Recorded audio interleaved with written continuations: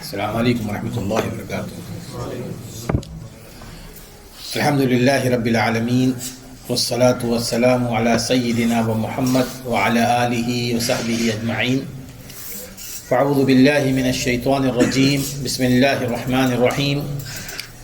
فاذکرونی اذکرکم واشکروا لی ولا تکفرون۔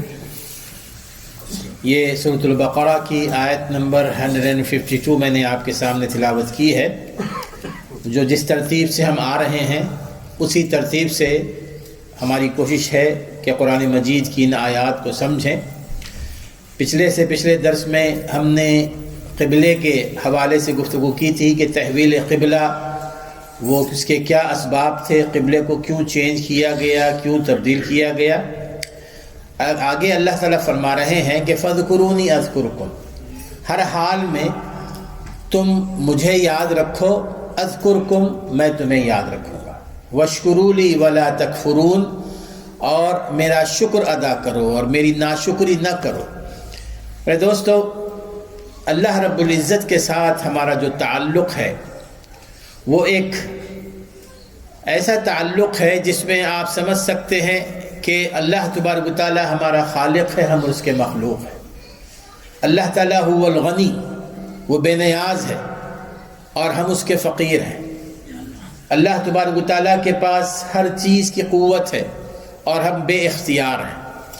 اب ان حالات میں اللہ تبارک و تعالیٰ نے بارہا مختلف مقامات پر یہ فرمایا ہے کہ تم مجھ سے اپنے آپ کو رابطے میں رکھو، رابطے میں رکھو۔ رابطے میں ہم اللہ تعالیٰ کے ساتھ کیسے رہ سکتے ہیں؟ رابطے میں رہنے کی کئی شکلیں ہیں جن کے ذریعے اللہ تعالیٰ سے ہم قرب حاصل کر سکتے ہیں۔ وہ عبادات ہے، چاہے وہ نمازیں ہوں، چاہے وہ روزے ہوں، چاہے وہ حج ہے، چاہے زکوٰۃ ہے، یہ تمام کی تمام چیزیں اللہ تعالیٰ سے جوڑنے والی ہیں۔ ان میں سے ایک اہم چیز ہے اللہ تعالیٰ کا ذکر بھی۔ اور اللہ تعالیٰ کا ذکر میں آپ کو بتاؤں کہ تمام کی تمام عبادات میں ایک اہم مقصد اللہ کو یاد کرنا ہے، اللہ تعالیٰ کو یاد کرنا ہے۔ ہماری نمازیں جو ہم پڑھتے ہیں ان کا مقصد کیا ہے؟ اللہ تعالیٰ کو یاد کرنا ہے۔ آج امام صاحب جو نماز میں پڑھ رہے تھے منافقین کے حوالے سے، جو دوسری رکعت میں انہوں نے جو آیات پڑھی کہ وَإِذَا قَامُوا إِلَى الصَّلَاةِ قَامُوا كُسَالَىٰ يُرَاءُونَ النَّاسَ وَلَا يَذْكُرُونَ اللَّهَ إِلَّا قَلِيلًا، کہ منافقین کی نماز کی یہ پہچان ہے کہ جب وہ نماز کے لیے کھڑے ہوتے ہیں لوگوں کو دکھانے کے لیے کھڑے ہوتے ہیں۔ یراؤن الناس، لوگوں کو محض دکھانے کے لیے کہ جی کہ ہم بھی مسجد آتے ہیں، ہم بھی نماز پڑھتے ہیں۔ وَلَا يَذْكُرُونَ اللَّهَ إِلَّا قَلِيلًا، اور اللہ کو بہت کم یاد کرتے ہیں۔ وہ نماز میں اللہ تعالیٰ کو بہت کم یاد کرتے ہیں۔ تو نماز کا اہم مقصد یہ ہے کہ اللہ تعالیٰ کو یاد کیا جائے۔ اور ہم اپنی نمازوں کو بھی دیکھ سکتے ہیں کہ اللہ تعالیٰ کو کتنا یاد کرتے ہیں، اپنے بزنس کے مسائل کو کتنا یاد کرتے ہیں، اپنے گھریلو مسائل کو کتنا یاد کرتے ہیں اپنی نمازوں میں۔ اس اعتبار سے تمام کی تمام عبادات یہ اللہ تبارک و تعالیٰ کے حوالے سے اللہ تعالیٰ کو یاد کرنا، یاد کرنے کے لیے ان عبادات کو اللہ تبارک و تعالیٰ نے ہم پر فرض فرمایا۔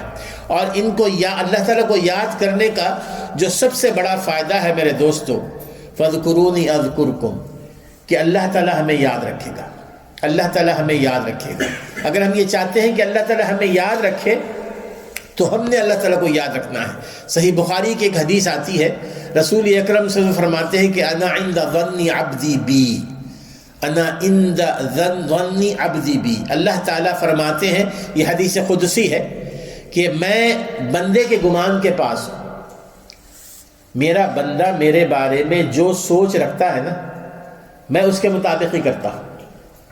میرے بندے کو میرے بارے میں نیک گمان ہے تو اس کے نیک گمان کے مطابق ہی میں اس کے ساتھ سلوک کروں گا۔ لیکن علماء نے اس حدیث کے اس ٹکڑے کی تشریح کرتے ہوئے بیان کیا ہے کہ حسن ظن اللہ تعالیٰ سے صحیح طور پر اس وقت رکھا جا سکتا ہے کہ جب ہم وہ تمام فرائض سر انجام دیں جن کے ذریعے اللہ تعالیٰ کے فضل اور اس کی رحمت کو حاصل کیا جا سکتا ہے، یعنی اعمال صالحات۔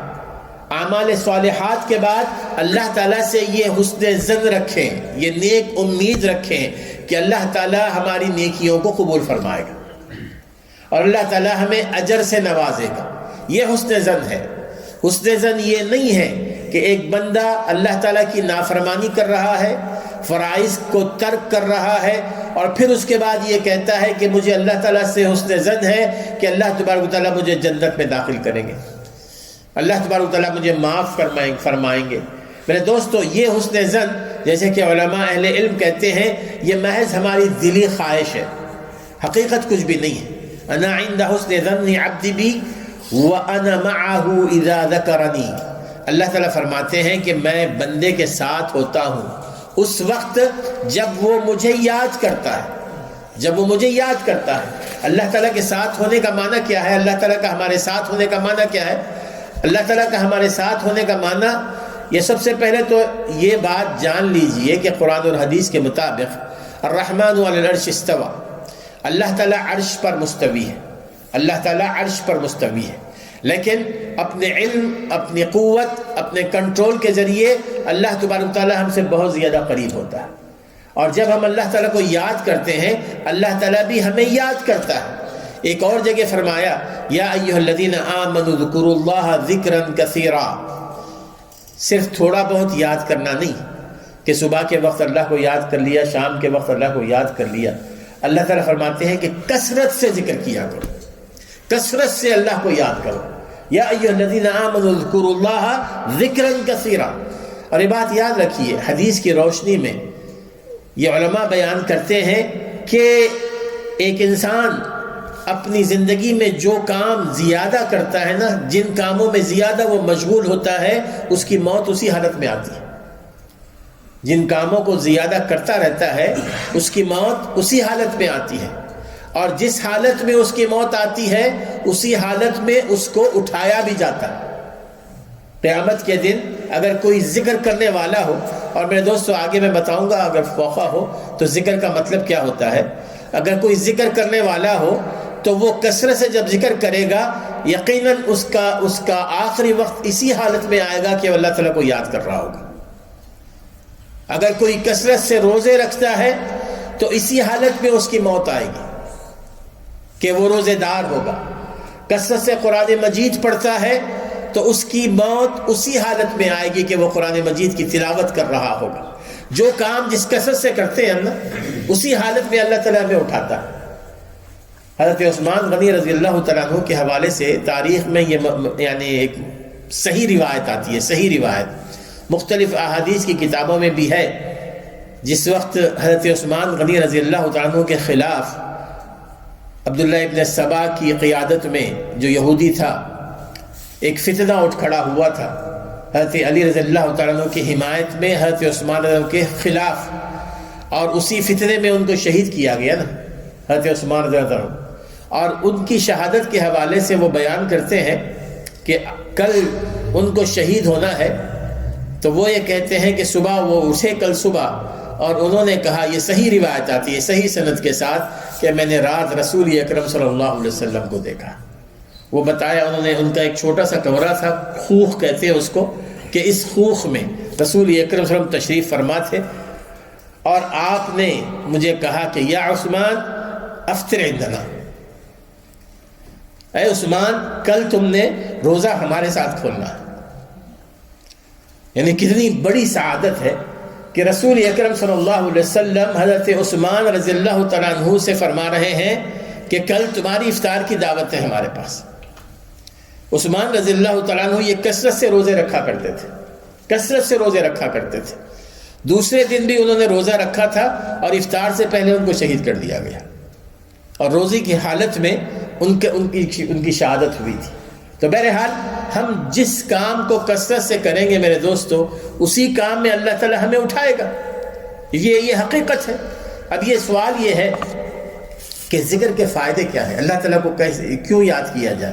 جیسے کہ میں نے بتایا نا کہ ذکر کا سب سے بڑا فائدہ یہ ہے کہ ہم اگر یہ چاہتے ہیں کہ اللہ تعالیٰ کے پاس ہماری یاد ہو، وہ اسی صحیح بخاری کی حدیث جو میں نے پڑھی ہے آپ کے سامنے، اس میں اللہ تعالیٰ فرماتے ہیں فَإِن ذَكَرَنِي فِي نَفْسِهِ ذَكَرْتُهُ فِي نَفْسِي، اگر میرا بندہ مجھے اپنے دل میں یاد کرتا ہے تو میں بھی اس کو اپنے اندر یاد کرتا ہوں.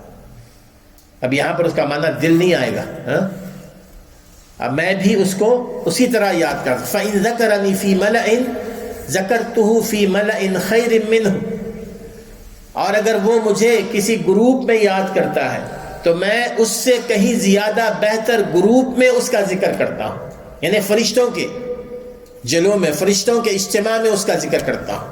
تو یہ سب سے بڑا فائدہ یہ ہے کہ اگر ہم اللہ تعالیٰ کو یاد کرتے ہیں تو اللہ تبارک و تعالیٰ بھی ہمیں یاد کرتا ہے. دوسرا فائدہ فَاذْكُرُونِي أَذْكُرْكُمْ وَاشْكُرُوا لِي وَلَا تَكْفُرُونَ، سب سے بڑا فائدہ میرے دوستو یہ بھی ہے کہ جب بندہ اللہ کو یاد کرتا ہے نا تو وہ اللہ تعالیٰ کا شکر گزار بندہ بھی بن جاتا ہے. شکر گزار بندہ، وہ اللہ تعالیٰ کو یاد کرنے کا کیا طریقہ ہے؟ اللہ تعالیٰ کو یاد کرنے کے مختلف طریقے ہیں. ان میں سے سب سے پہلا طریقہ یہ ہے کہ اللہ تعالیٰ کو دل سے یاد کیجیے. دل سے یاد کرنے کا معنی کیا ہے؟ دل سے یاد کرنے کا معنی یہ ہے کہ آپ ٹہلتے ہوئے جا رہے ہیں، بس میں جا رہے ہیں، اپنی گاڑی میں جا رہے ہیں، جس گاڑی میں آپ جا رہے ہیں اس کو یاد کیجیے کہ بچپن میں آپ کہاں کہاں کیسے کیسے چلایا کرتے تھے، کیسے آپ کا سفر ہوتا تھا، اور جس گھر میں رہے اس کو کمپیئر کیجیے اپنے اس پرانے گھر سے. اور اسی طرح ہم ایک اللہ تعالیٰ کے بندے ہیں، اور اس حالت میں ہمیں کمپیئر کرنا چاہیے کہ ہمارے جیسے کئی مسلمان ہیں جو لبنان کے بارڈر پر پڑے ہوئے، کئی سالوں سے وہ ٹینٹس میں ہیں، برف ان پر پڑتی ہے، سردی ان پر آتی ہے، سب کچھ وہ ہم سے کہیں زیادہ اچھے تھے پہلے. اسی طرح افغانستان ہے، اسی طرح کئی افریقی ملک ہیں. تو چلتے پھرتے آپ یاد کیجئے اللہ تعالیٰ کی نعمتوں کو اپنے اوپر، اللہ تعالیٰ نے جو دے دی ہے نعمت. یاد کیجئے کہ اللہ تعالیٰ نے مجھے کتنی اچھا گاڑی دے رکھی ہے، کتنا اچھا گھر دے رکھا ہے، کتنی اچھی جاب یا ملازمت یا بزنس دے رکھا ہے. اب یہ تمام کی تمام چیزیں اگر ہم یاد کریں گے نا تو خود بخود اللہ تعالیٰ کا شکر بھی ہم ادا کریں. یہ دل سے یاد کرنا. اب جہاں تک تعلق ہے کہ دل کے علاوہ ہم نے زبان سے بھی اللہ تعالیٰ کو یاد کرنا ہے. زبان سے بھی، ایک تو دل سے جب آپ یاد کرتے ہیں نا، اس میں رسول اکرم صلی اللہ علیہ وسلم نے فرمایا کہ جی کہ زبان کو بھی اپنے ساتھ رکھو. ایک حدیث میں آپ نے فرمایا کہ انا مع عبدی اذا ذکرنی اذا تحرکت بی شفتاہ، کہ میں اپنے بندے کے ساتھ ہوتا ہوں جب وہ مجھے یاد کرتا ہے اور اس کے ہونٹوں میں حرکت آتی ہے. ہونٹوں پر حرکت آتی کیسے ہے؟ اللہ تعالیٰ کو یاد کرنے کا، دل سے یاد کرنے کا ایک طریقہ یہ ہے کہ آپ دل میں یاد کریں. دوسرا طریقہ یہ ہے کہ اپنی زبان سے بھی اس کو یاد کریں. اور زبان سے یاد کرنے کے دو شکلیں ہیں میرے دوستو. ایک اس کو کہتے ہیں مقید، ایک ہے عمومی. عمومی زبان سے یاد کرنے کا طریقہ یہ ہے کہ بہت ساری ایسی دعائیں ہیں، بہت سارے ایسے اذکار ہیں، ان کے بڑے فائدے ہیں اور وہ زبان پر بہت ہلکے سے ہوتے ہیں. صحیح بخاری کی آخری جو حدیث ہے، جو رسول اکرم فرماتے ہیں کہ سبحان اللہ و بحمدہ سبحان اللہ العظیم، یہ دو جملے ہیں. سبحان اللہ و بحمدہ، اللہ کی پاکی ہے اور اس کی تعریف. سبحان اللہ العظیم، اور وہ اللہ پاک جو بہت ہی عظمتوں والا ہے. رسول اکرم صلی اللہ علیہ وسلم فرماتے ہیں اس حدیث کے بارے میں کہ کلمتانی خفیفتانی علی اللسان، دو کلمے جو زبان پر بہت آسان ہیں، حبیبتانی الی الرحمن، جو اللہ تعالیٰ کو بہت محبوب ہیں، ثقیلتانی فی المیزان، لیکن آپ کے نیک عمل کے ترازو کے پلڑے میں بہت زیادہ وزنی ہے، بہت زیادہ وزنی ہے. اب اس کو کہنا کتنا آسان، سبحان اللہ و بحمدہ سبحان اللہ العظیم. ہم دیکھیں نا، جب آپ ڈرائیونگ کرتے جاتے ہیں، ایک گھنٹہ ڈرائیونگ کرتے ہیں، زبان میں کچھ نہیں ہوتا ہمارے، بس یا تو ہم تماشا دیکھتے رہتے ہیں یا اپنے بزنس کے بارے میں یا اپنی اور مسائل کے بارے میں. وہ موقع بڑا اچھا ہوتا ہے آپ کی زبان پر یہ کلمات ہو، سبحان اللہ و بحمدہ سبحان اللہ العظیم. اسی طرح لا الہ الا اللہ وحدہ لا شریک لہ لہ الملک و لہ الحمد وہو علی کل شیء قدیر. اس کے علاوہ کئی ایک ایسے اذکار ہیں جو رسول اکرم صلی اللہ علیہ وسلم نے ہمیں سکھائے ہیں. اگر آپ ان کو یاد کر لینا، اگر استغفر اللہ الذی لا الہ الا هو الحی القیوم، استغفر اللہ الذی لا الہ الا هو الحی القیوم واتوب الیہ، یا استغفر اللہ کہہ لیں. اللہ تعالیٰ کے رسول صلی اللہ علیہ وسلم پر درود بھیجا کریں. جب آپ چل رہے ہو، جب آپ گاڑی میں ہو، جب آپ کسی کے انتظار میں بیٹھے ہو، رسول اللہ صلی اللہ علیہ وسلم فرماتے ہیں کہ جو مجھ پر ایک دفعہ درود بھیجتا ہے اللہ تعالیٰ اس پر 10 دفعہ اپنی رحمت نازل فرماتے ہیں۔ ہم اللہ تعالیٰ کی رحمتوں کے محتاج ہیں میرے دوست۔ اللہ تعالیٰ کی رحمت کے بغیر ہماری ایک سانس بھی آگے نہیں جا سکتی۔ اللہ تعالیٰ کی رحمت کے بغیر ہم ایک پینی بھی حاصل نہیں کر سکتے۔ اب اگر اللہ تعالیٰ کی 10 رحمتیں ہمیں ملتی ہیں تو کیوں ہم وہ اس فائدے کا سودا کیوں نہ کریں؟ آپ اٹھے ہیں، بیٹھے ہیں، گھر میں بیٹھے ہیں، پڑھیے سبحان اللہ بحمدہ سبحان اللہ العظیم اللہم صلی وسلم وبارک علی محمد۔ یہ وہ ذکر ہے۔ دوسرا ایک مقید ذکر ہے، وہ محض یعنی وہ مخصوص اوقات میں، صبح جاگتے وقت، شام سوتے وقت، کھانے سے پہلے، کھانے کے بعد، گھر سے نکلتے وقت، گھر میں داخل ہوتے وقت، گاڑی میں سوار ہوتے وقت، گھر میں داخل ہوتے وقت، جب آپ کوئی کام شروع کریں اس وقت، ٹوائلٹ میں جاتے وقت، ٹوائلٹ سے نکلتے وقت، یہ تمام کی تمام دعائیں رسول اکرم صلی اللہ علیہ وسلم سے صحیح احادیث سے ثابت ہیں۔ اب اگر ایک مسلمان ان دعاؤں پر ہی عمل کر لینا تو ماشاءاللہ اس کی زبان اللہ تعالیٰ کے ذکر سے تر رہے گی، کوئی وقفہ ایسا خالی نہیں جائے گا۔ آپ بیٹھے ہوئے ہیں، اٹھنا چاہتے ہیں، بسم اللہ کہہ لیجیے۔ رسول اکرم صلی اللہ علیہ وسلم نے فرمایا اگر آپ پانی پیتے ہیں اس وقت بسم اللہ کہہ دیجیے۔ اسی طرح رسول اکرم صلی اللہ علیہ وسلم نے کئی موقعوں پر ایسے باتیں بیان فرمائی ہیں جو ہمارے لیے بہت زیادہ، جیسے مثال کے طور پر آپ جب وضو کر کے آتے ہیں، صحیح مسلم کی حدیث آتی ہے، آپ نے فرمایا کہ جو بندہ وضو کرتا ہے اور اس کے بعد یہ دعا پڑھتا ہے، سبھی کو یہ یاد ہے، لا الہ الا اللہ وحدہ لا شریک لہ لہ الملک ولہ الحمد یحیی ویمیت وہو علی کل شیء قدیر۔ آپ فرماتے ہیں، رسول فرماتے ہیں کہ جو بندہ وضو کرنے کے بعد اس دعا کو پڑھتا ہے اللہ تعالیٰ اس کے لیے جنت کے 8 دروازے کھولتے ہیں۔ اندازہ کیجئے، ایک دروازہ نہیں، جنت کے 8 دروازے کھول دیے جاتے ہیں۔ لیکن اس کا معنی یہ نہیں کہ بندہ صرف اگر دعا پڑھتا رہے۔ اب ظاہر ہے کہ جو دعا پڑھے گا، جو وضو کرے گا، وہ نمازی بھی ہوگا، وہ تمام فرائض پر عمل کرنے والا ہوگا، وہ نواہی سے اپنے آپ کو بچانے والا ہوگا۔ اب وہ اپنے آپ کو جنت کا مستحق بناتا ہے، لیکن اگر اضافی طور پر اگر وہ یہ دعا پڑھتا ہے تو اللہ تعالیٰ کے فرشتے اس کے لیے جنت کا ایک دروازہ نہیں کھولتے بلکہ جنت کے 8 دروازے کھول دیتے ہیں۔